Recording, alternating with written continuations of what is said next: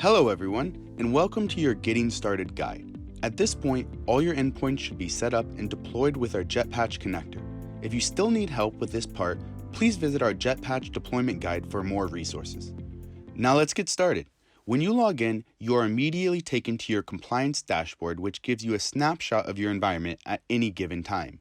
To your left, you can see the different pages available to you at JetPatch. In today's video, we will ignore the Agents and Tools category and suggest you take a look at our other help guides for more information.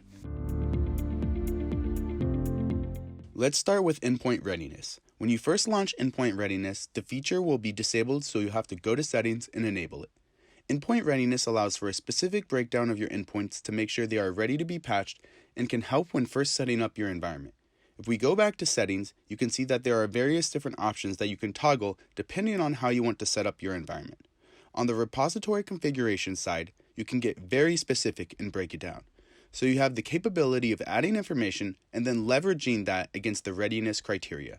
This can act as a warning, or you can actually have an exemption saying that if the status is unknown or if the status cannot be determined, it will prevent you from patching those specific endpoints. Overall, there is a lot of flexibility here. This feature has the ability to update the status of the machines at given intervals of your choice and check for the last time the machines have checked into the WSUS server. So now that we have our environment set up, what's the best way to use this feature? As previously said, this feature is very important when you're first setting up the environment, but is also important when you're expanding the environment, as well as if you are in a situation where you are decommissioning machines and then commissioning new machines. The first page I want to direct you to is Endpoints Management.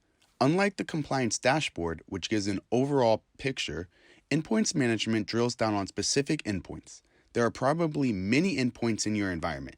Therefore, it's best to sort using our filters in order to pinpoint the exact endpoint or endpoints you are looking for. Next is Patches Catalog. This page will automatically discover any patches needed and present them directly onto this page. If you have a specific patch you are looking for, there are many ways to sort the patches based on criteria from endpoints and/or patches themselves. There is also a section here called More Filters, which dives into other ways to sort your environment. Once you have picked the filters you like and/or will use on a daily basis, it's important to save them in our Saved Filters feature. Save them by clicking Save Filters and then Save As. Give it a name and a description, and you will have a personalized save filter that is customized to the patches you use regularly. Further in the video, I will show you how to optimize this feature to set up your automatic remediation plan.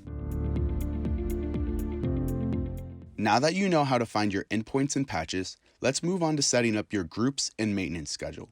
Note, groups only need to be created for users not leveraging WSUS. I'll first explain groups and maintenance schedules for those leveraging WSUS and then move on to how to do this process in other environments. If WSUS is being leveraged in your Windows environment, once set up as a discovery source, all groups and assigned endpoints will automatically be recorded in the user interface. If we go to System, Endpoints Groups, we can see this group was created through WSUS and cannot be modified in any way.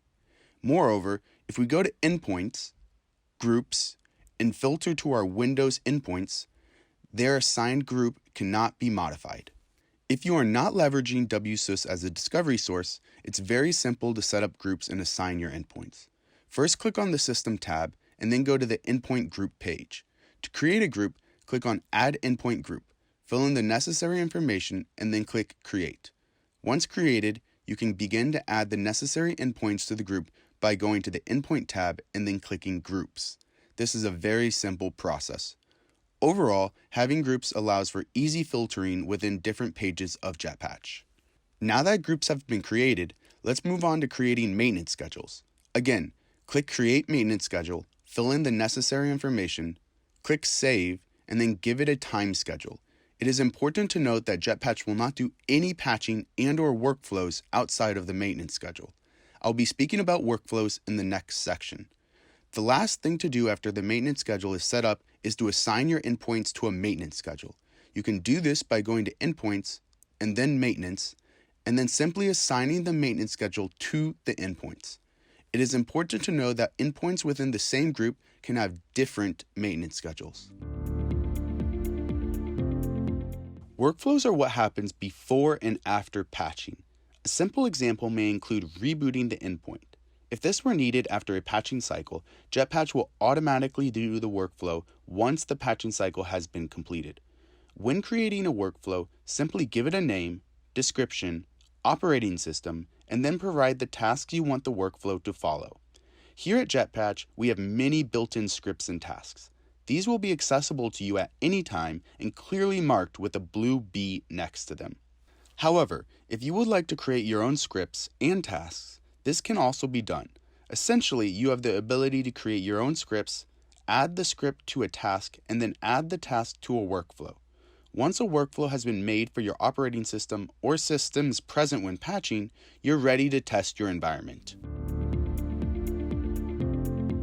Now we're almost ready to begin creating remediation plans, but before we do, let's quickly run through our predictive patching tool to make sure our environment is ready to be patched. There's many ways you can go about predictive patching, one being based on your environment and the other based on your remediation plans. I'll start with environment. If you were to click Run Patching Simulation without filtering your environment, predictive patching will automatically test your entire environment. However, you may be only looking to patch a specific part of your environment, like an operating system and/or a group. So instead, let's say I just want to patch Group B. Now when I run it, it will only look at patching for Group B. Once I see my environment is ready to go, I can start creating my remediation plans. However, if you wanted to focus more specifically on your remediation plans, we can switch the mode to Remediation Plan. This functionality allows you to choose one or more of your remediation plans. If you see, I can check more than one, and then select the date that you expect the plan to be patched. This will help to make sure that the maintenance schedules are aligned correctly for every endpoint for the remediation plan or plans. There are two main ways to create a remediation plan. One is manually and the second is automatically. Let's start with the manual method. If we go to the patches catalog, I can filter through the patches that I want. Let's say Group B. Then I need to select the patches and click Create Remediation Plan. I will then go through 3 different sections that allow me to create and activate the plan. The first page is simply providing a name to the plan and clicking Save and Continue. Next, select the patches you would like to install. To do this faster, you can select all the patches by clicking this box, and then select Bulk Install if you want to install all of them. Lastly, on the third page, select the groups you would like to be patched. Each group can have its own selected workflow. Once you have filled in all the necessary information, you will have created a plan manually. If we go to the Remediation Plan board, we can see the plan I just made here. Since I activated the plan, it has moved into the pending column. However, if I had chosen to not activate the plan, it would have stayed in the new column. Let's create an automatic remediation plan now. First select Create Edit Remediation Plan Rules. If you select Add Rule, you can set up a new rule using your saved patch filter created. In this plan, you can customize how often you would like the plan to repeat and whether you want the plan to be activated right away. So for example, if you have a test machine or have a certain group of machines that always need certain types of patches applied during the next maintenance window, you can activate the plan on creation. Of course, when you activate the plan on creation, it will respect the maintenance schedule that is assigned to each individual endpoint. All this does is removes the layer of manually having to activate the plan on the remediation plan board. Moreover, you can select a particular workflow just for that plan. Let's say it's for a particular group of Windows machines or a particular group of Linux machines that are supposed to have a special case or special workflow. You can have that selected by default via the automatic plan rules selection. Once created, you have the option to disable the plan if you would like to stop it for the time being. Lastly, the page also presents all your current plans as well as ways to filter through them. Again, the combination of save filters with the automatic remediation plan adds on to JetPatch's overall low-touch capabilities and promotes cyber hygiene within the product. Now there are a few things I want to show you about the physical plans themselves on the Remediation Plans page. First is how to differentiate between manually and automatically created plans. If you take a look at this plan, you can see that it was made manually because there is a user icon along with the name of the user who created the plan. However, If you take a look at this plan, there's a hashtag along with a caption that says it was created automatically. Next, I want to show you how you can access predictive patching through the Remediation Plan board after creating a plan. If you look at the plans we have made, you'll see there is a predict icon. When clicked upon, the predictive patching filter will be applied for this remediation plan and automatically run to show the success of the plan. This feature is great for automatic plans as you are able to check the plan after it has been created. Once your remediation plans have started and/or have been completed, it's best to know how to monitor what is going on. There are many different ways to do this. First, if we look at the specific remediation plan on the board, we can see a compliance report. This report can be downloaded and tracks the plan throughout its patching process. You will be able to see how the endpoints are interacting with the patches and vice versa to give you a complete overview of the plan. Next is the activities page, which will show every step of the plan as it is executed and then present whether it was successfully completed or not. This includes the process of workflows as well. If you want to narrow down and make sure your system is updating properly, you can filter on system to check for any potential issues.